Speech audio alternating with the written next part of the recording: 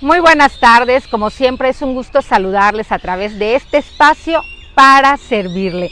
Como su nombre lo indica, para eso estamos y también para orientar y sobre todo pues para hablar de temas de interés en la comunidad. Y hoy estoy muy contenta porque ya había pasado algunos meses sin poder platicar y tener aquí como invitado a un buen amigo, una persona que admiro por todo el trabajo que ha hecho. Gracias. Él es epidemiólogo, el doctor Rudy Coronado Bastarrachea, bueno, maestro, él es catedrático de salud pública en el estado y me da muchísimo gusto tenerle nuevamente en este espacio para servirle. Igualmente, doctor. Adi, pues es una manera de comunicar, ¿no? Y hacer un poco de pedagogía social para que la población pues tenga información y pueda tomar decisiones al respecto, ¿no? Sobre todo el tema que me dices vamos a comentar, que es el de moda en los últimos 2 años en nuestro país, ¿no? Es el COVID, ¿no? Con la variante Omicron. Doctor, pues la verdad es que a lo largo de estos 2 años, porque ya 2 años, hoy es 15 de marzo del 2022 y ya hace unos días, bueno, se cumplió aquí en México los 2 años del COVID-19 que cambió, pero completamente la vida de todos los seres humanos.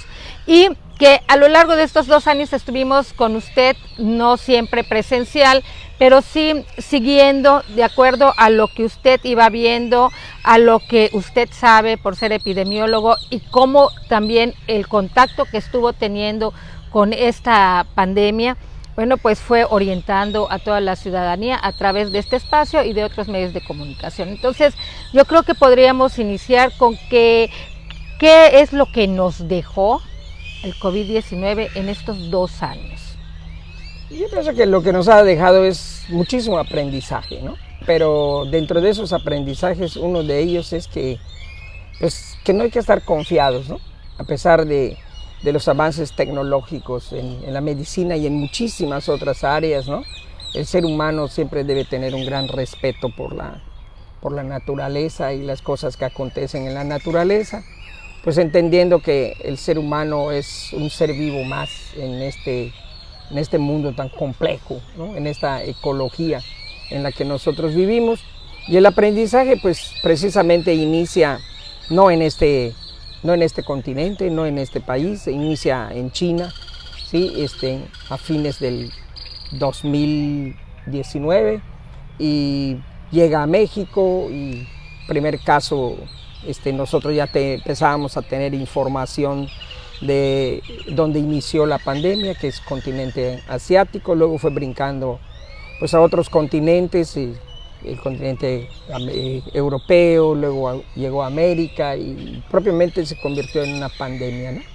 Y fue una etapa de un aprendizaje muy difícil porque habían muchas cosas que se desconocían con relación a este virus y a las manifestaciones clínicas, a cómo era su comportamiento en pacientes ambulatorios y cómo era el comportamiento en pacientes que necesitaban hospitalización y que empezaron a aparecer muchas defunciones y pues nos agarró pues un poco desprevenidos, pero no solamente a los mexicanos, prácticamente a todo el mundo, ¿no? Y el aprendizaje pues fue muy difícil. Afortunadamente, dentro de todo esto que hubo, pues la ciencia siempre ha jugado un papel muy importante, pero también la dinámica de las instituciones formales e informales que tienen todos los países, ¿no? Y a mí en lo particular, pues siempre lo he dicho de que sí, nos golpeó mucho a México. Hoy es el momento de que pues se hablan números redondos, ¿no? Entre las defunciones registradas y las no registradas, pues se está hablando de arriba de 600,000 defunciones en menos de 2 años, ¿no? Arriba de 600,000, no es una cifra menor, ¿no? En Yucatán, pues afortunadamente, pues aquí se tomaron decisiones muy cuerdas, muy sensatas y llevamos una cifra en 2 años después aproximadamente de 6,000 defunciones. Y los casos en la actualidad, en lo grueso podemos decir que ya están apareciendo cifras muy bajas de contagios y están apareciendo también cifras muy bajas de defunciones y también de hospitalizados. Y la gente, mucha de la gente ya se encuentra optimista, se encuentra pensando en que el futuro está pintando un poco mejor, pero pues yo pienso en lo global, ¿sí? Pienso de que todavía no debemos de cantar victoria, ¿no? Ni de tirar las campanas al vuelo, seguir siendo igual como nos hemos comportado, con prudencia, con paciencia, con tranquilidad, y escuchar a nuestras autoridades que pues nos han conducido hasta donde estamos, ¿no? O sea, yo clasifico esto como en una situación óptima, una situación buena. Creo que se ha hecho un gran esfuerzo por parte de las autoridades y también por parte de la sociedad organizada. Doctor, bueno, pues todo esto que nos comenta es importante saberlo, es bueno escuchar su punto de vista. Mucha gente habla, por supuesto, del aprendizaje, de un aprendizaje doloroso que dejó el COVID-19, algo que sí, pasará el tiempo y siempre va a dejar esta huella tan importante, porque muchos perdimos familia, perdimos amigos, porque no se sabía qué es lo que estaba pasando, y por más que se quisiera actuar de una manera, pues como dice usted, agarran a todos desprevenidos.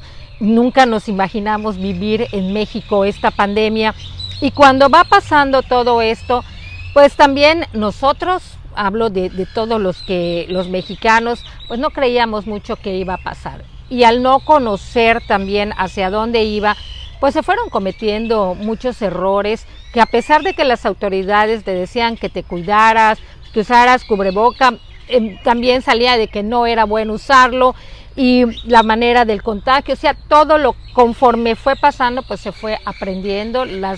Los médicos también no sabían qué estaba pasando, porque pues empezaba a aparecer nuevos síntomas y ya todo se volvió un caos. Tanto que vimos cuántos fallecimientos en Europa, y pues aquí también pues vimos todos viviendo con una alarma, con una angustia, que la pandemia deja también remanentes en la parte de la salud mental. Que eso fue terrible, sobre todo porque todos nos aislamos, todos nos resguardamos, jóvenes, adultos, y viene esta afectación con la parte mental. Sí, yo creo que parte de ese gran aprendizaje es básicamente pues en todas las esferas, ¿no? En todas las esferas de la conducta humana, ¿no? Así es. Desde el punto de vista tecnológico, biológico, demográfico, social, cultural, económico. O sea, una pandemia, la verdad, para los años que yo llevo en el sector, ¿verdad? Que son más de 35, y los años de estudio, jamás me tocó vivir una pandemia de este tipo, ¿no? Y pues me tocó vivir varias, ¿no? A mí me tocó la de cólera, me tocó influenza, dengue, la aparición de VIH, etcétera, ¿no? Pero ninguna como esta, ¿no? O sea, la verdad, un virus que rehúye la inmunidad, ¿verdad? Que se escapa a la inmunidad, un virus que se disemina a una gran velocidad, ¿no? Y que muta también con mucha velocidad, ¿no? Y que fue característico que aparecieran varias olas y varias variantes del virus, ¿no? Como la variante alfa, la beta, la delta, que fue una de las más mortales hasta que llegamos a la Omicron, ¿no? Pero eso también yo creo que nos dejó también dentro del aprendizaje también la confianza, ¿no? La confianza en las instituciones, aunque al principio recordemos que una fase de desinformación y de mala información, ¿sí? Mientras las cosas se iban acomodando, ¿no? Y ahí es donde la toma de decisiones jugó un papel muy importante, y yo quiero decirles que, pues, por así decirlo, académicamente yo clasifico esto en 4 grandes momentos, ¿no? Para hacer un análisis, ¿no? Uno, lo que es en sí la epidemiología, ¿no? La epidemiología de la enfermedad, desde la gente, ¿no? ¿Qué es el coronavirus? cuáles son sus estructuras, sus famosas proteínas, etcétera, que eso hay un área que se ocupa de ello. Y a partir de ello pasamos a la segunda etapa, que fueron lo rápido que salieron las pruebas diagnósticas, ¿verdad? Las pruebas rápidas, la prueba de PCR, y allí se desencadena pues toda una industria de producción de vacunas, ¿verdad? Donde los laboratorios pues se pusieron al día, ¿no? Tecnológicamente, y en un año propiamente, cosa nunca vista tampoco antes, ¿no? Salen ya las vacunas, ¿no? Se ponen a disposición, ¿no? Entonces, el tercer tema eran propiamente las vacunas, el segundo eran las pruebas diagnósticas, y el cuarto, pues es el que salió desde el principio, que son las medidas generales, ¿no? Las medidas de contención, ¿no? El uso de la mascarilla, el lavado de manos, la sana distancia, el control de la ventilación, el evitar los lugares cerrados, todo esto que no debe de olvidarse. Y siempre hacemos la comparación de, por ejemplo, una de las últimas epidemias que nosotros padecimos, una pandemia, fue el cólera, ¿no? Como antes del cólera la gente tomaba agua de la llave, en algunos medios rurales se tomaba agua del pozo, etcétera, ¿no? Y cómo fue evolucionando todo. Fue todo evolucionando. Lo que usted me comenta que también fue algo de mucho aprendizaje, que usted lo vivió tan de cerca, que veía todo lo que estaba pasando y fue algo impactante. Claro. Y ahora usted también tuvo a muchos pacientes de COVID y me imagino que también fue algo, por supuesto, muy, muy impactante. Pero terminando con la idea de lo del cólera, ¿no? Hay que recordar que en Yucatán, es hasta los años 60 y fines de los 60 donde empezamos a contar con un agua entubada en buenas condiciones de higiene, ¿no? Pero fue hasta después de los 90, después de la epidemia de cólera, donde se empezó a beber un agua en mejores condiciones, ¿no? O sea, y hasta cierto punto, pues las enfermedades diarreicas, las parasitosis, pues el ser humano hasta cierto punto ha controlado un poco uno de los elementos de la naturaleza, ¿no? Que es el agua, ¿sí? Y ahí no debemos de descuidarlo, debemos dejar de contaminar el agua, porque es un líquido vital para nosotros, ¿no? ¿Y qué aprendizaje en este sentido nos deja la epidemia de COVID, ¿no? De que debemos entonces ahora tratar de controlar el aire que respiramos, o sea, la calidad del aire. Ya la gente, ya vamos a estar más interesados, ¿sí? en el contacto directo con las gentes, ¿verdad? Ya tal vez el uso de la mascarilla quede como aquella gente consciente que cuando tenga una enfermedad respiratoria utilice su mascarilla para evitar la diseminación, ¿no?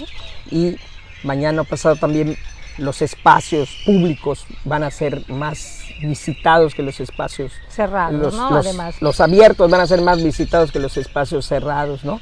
Evitar las aglomeraciones, y a lo mejor ahí entrarán en juego los ingenieros y los arquitectos para que en los diseños ya no sea privativo nada más pensar en el aire acondicionado, sino también en la ventilación natural de los cuartos y las viviendas, ¿no? Porque tenemos que hacerlo, porque el COVID nos enseñó que debemos cuidar la calidad del aire que respiramos.